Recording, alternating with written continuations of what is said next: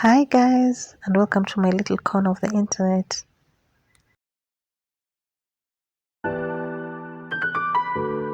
First thing you're going to need is rice. You're going to need 2 cups of rice. That cup that I'm using to measure is half a cup, so that's why I'm putting in 4.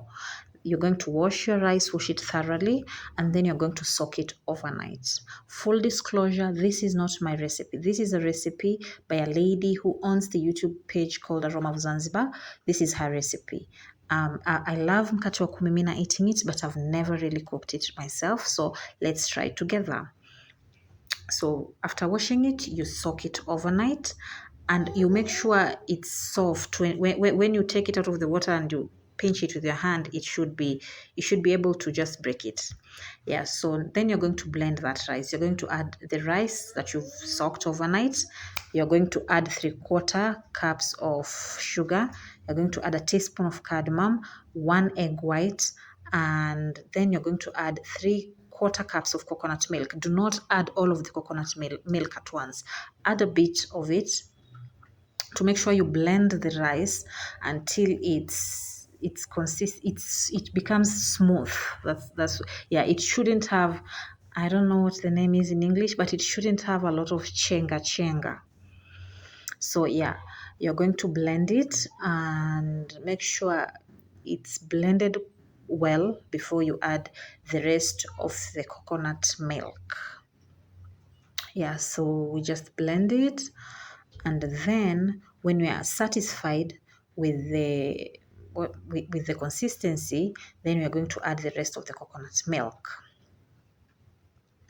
Mix it all very well, and at this point I remembered I hadn't added the yeast, so I added the yeast. You're going to need 2 teaspoons of yeast.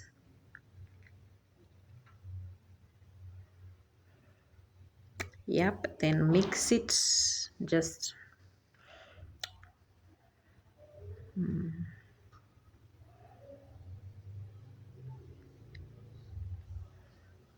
Yep, and then you're going to put it in a container and cover it and leave it in a warm space for it to rise. It's going to take like an hour or 1 hour and a half, depending on how warm your place is. Mine just took an hour and it was good.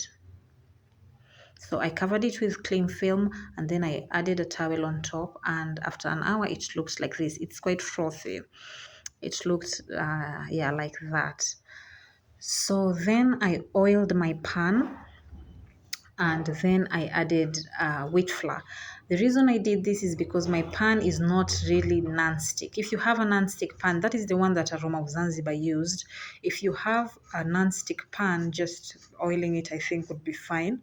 But me, I added the rice to make sure it doesn't, I mean the wheat flour to make sure it doesn't stick. Then you're going to add your mixture, your butter, and then you're going to put it in an oven at 400 degrees for an hour.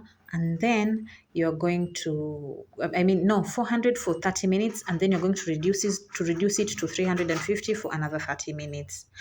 And after 1 hour, that is what we have. It looked beautiful. The house smelled amazing. The little humans were all over me, waiting for me to cut it, but I couldn't because you have to wait for it to cool down completely.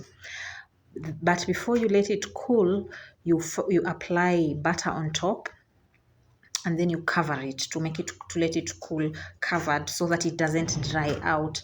Halfway through it, you would have to take the lid off to just wipe it to make sure it doesn't become soggy. Yeah, then this is sometime later, and it's cool to the touch. It's not really cold, it's cool to the touch.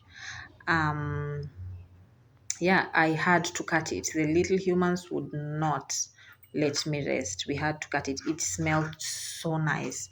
I just couldn't wait to taste it, and it was amazing. You just have to try this. It was really amazing. The recipe was so easy to follow. Yeah, I'm going to leave the ingredients in the description box below. But if you want, you can just go to her page and watch how she does it. But it's just exactly the same thing. It's really tasty. I loved it. The kids loved it. Yeah, and so there you have it. Thanks for watching and see you in the next one. Bye.